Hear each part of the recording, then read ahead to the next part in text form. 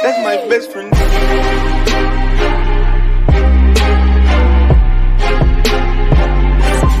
That's my best friend.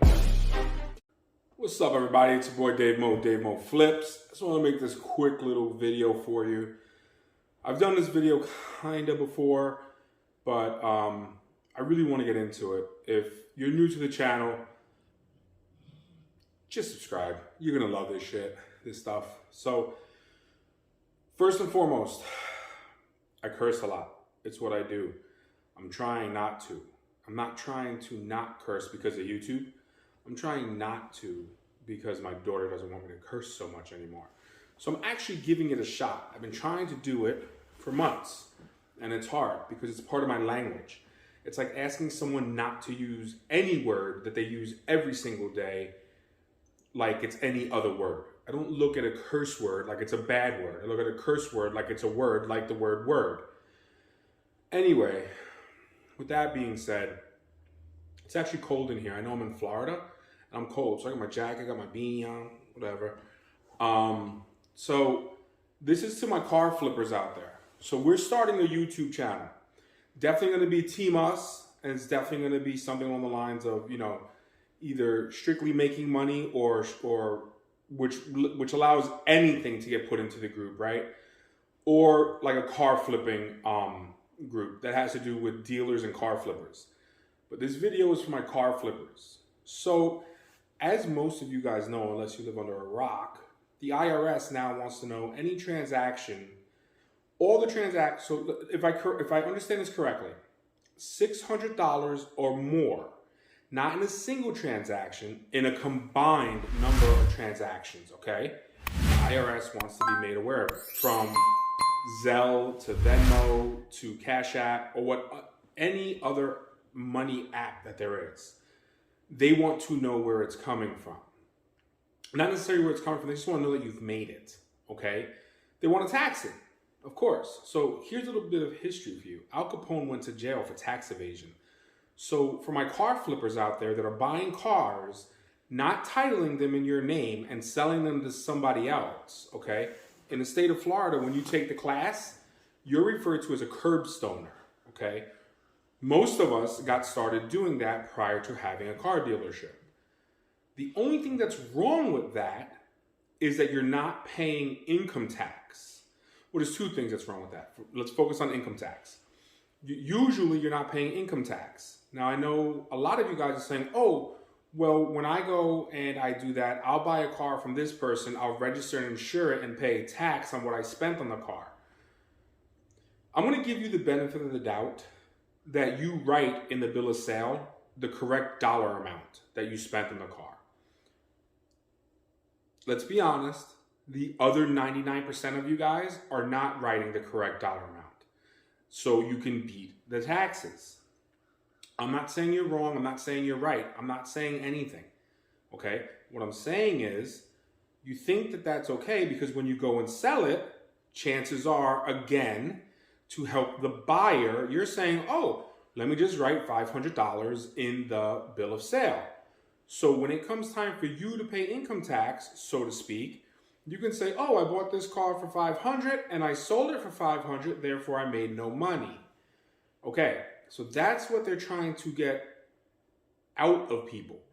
They're trying to stop this type of activity. That's why, at least in the state of Florida, as a car dealer, I can't just give you the title and let you go do your own taxes. I am responsible for doing your sales tax. That's just how it is. And if we sell X amount of cars beneath what we paid for it, other than to like a scrapyard, we have to explain why we sold those cars under what we paid for them. And on top of that, we really shouldn't be giving 30-day temp tags or transferring the registration because, technically speaking, if we're selling it for a loss, it's a mechanic special. And it wouldn't be a mechanic special if someone bought it, put a temp tag on it, and started driving it. Now, would it? Right?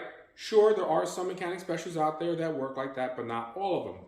Back to the point of this video. So, the other issue that we have with car flippers, right, or that car flippers are going to have, is in most states, you need a dealer's license to sell X amount of cars. Like I believe New York is after you sell your third car, you need a dealer's license. Reason being is there's certain laws that car dealers have to abide by. If you're just flipping them from your driveway, you don't have to abide by those laws, which also means that there's probably no lemon law. A lemon law for a car dealer and a lemon law for an individual are two totally different things.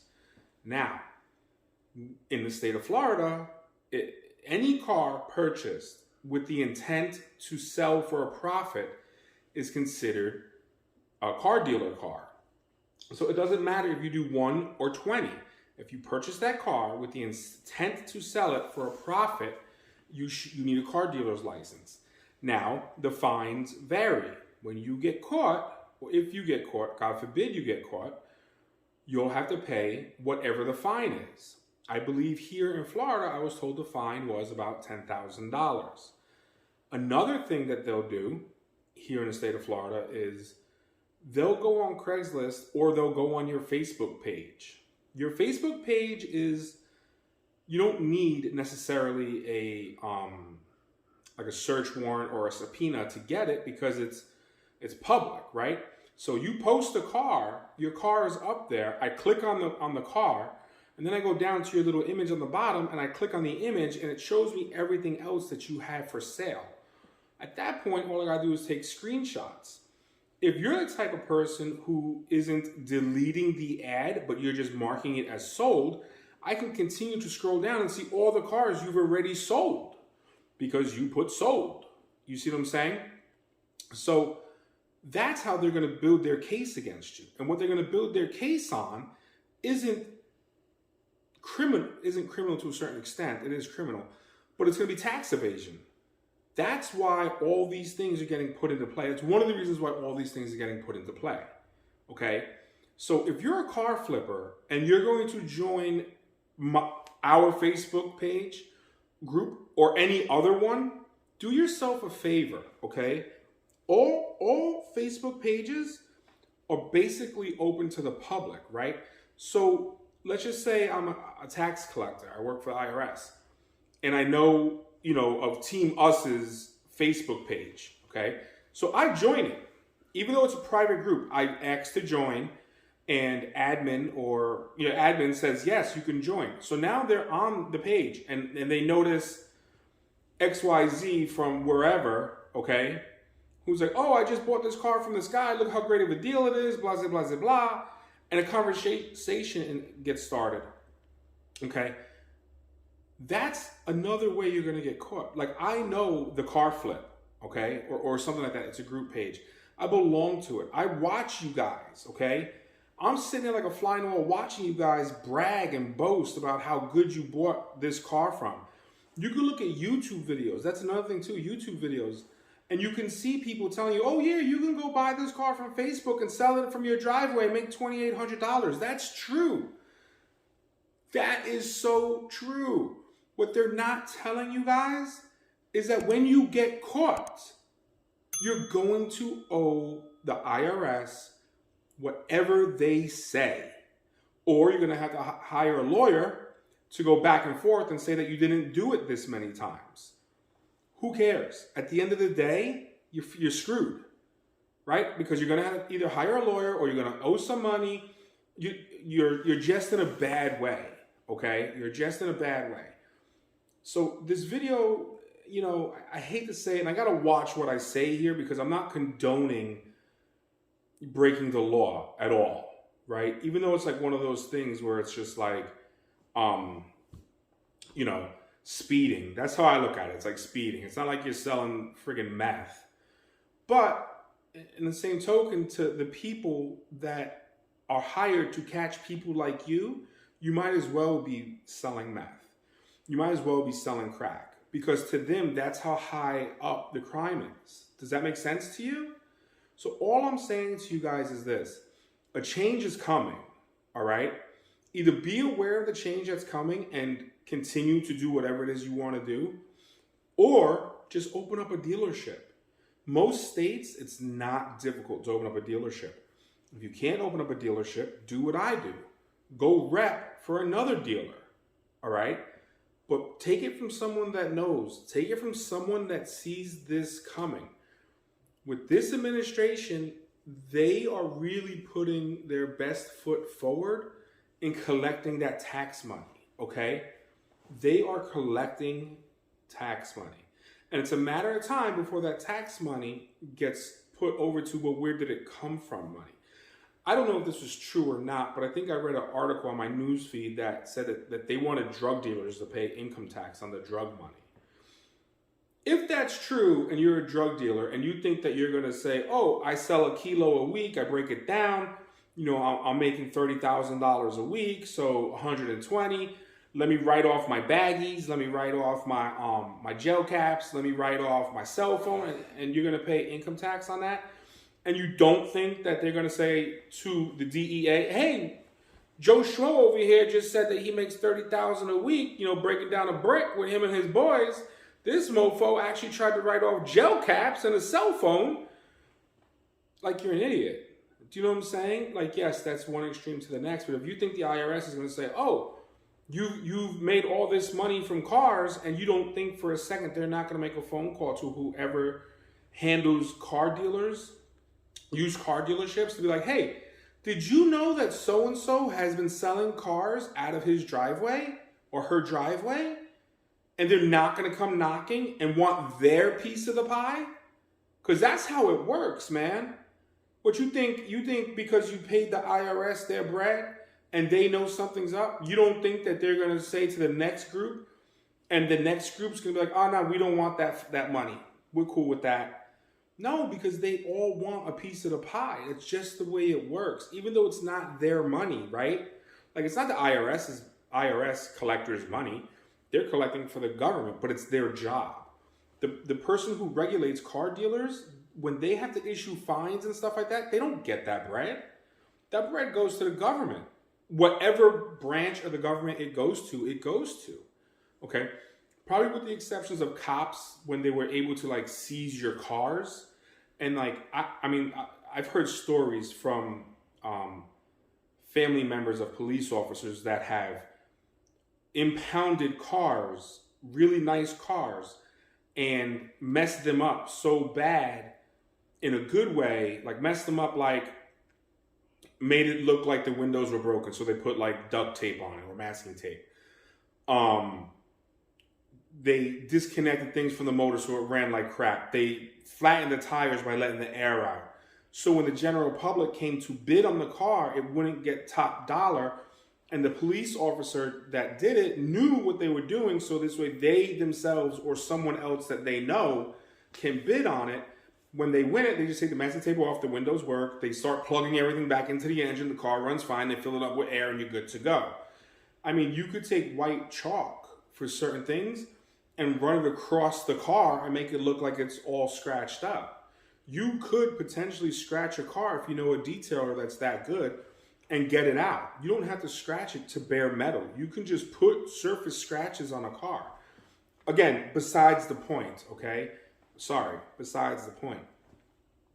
All I'm trying to tell you is watch your ass. If you're doing that type of activity,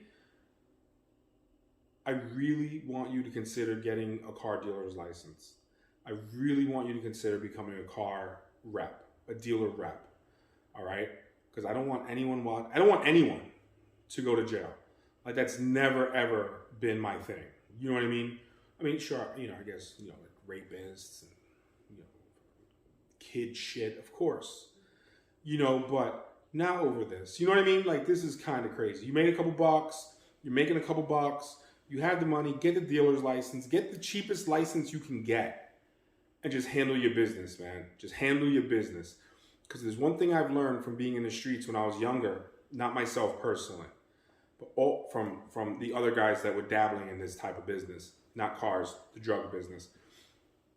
The smarter guys that I knew would always say, yeah, I'm making all this bread, blah, blah, blah, blah, blah. But before they spent money on really houses and cars and jewelry, the smart ones, they had X amount of money stashed for a lawyer. I knew a few cats that had high-priced lawyers on retainer. So, shit is real, man. It's real. So all I'm saying to you, I'm going to get out of here. This is a quick video.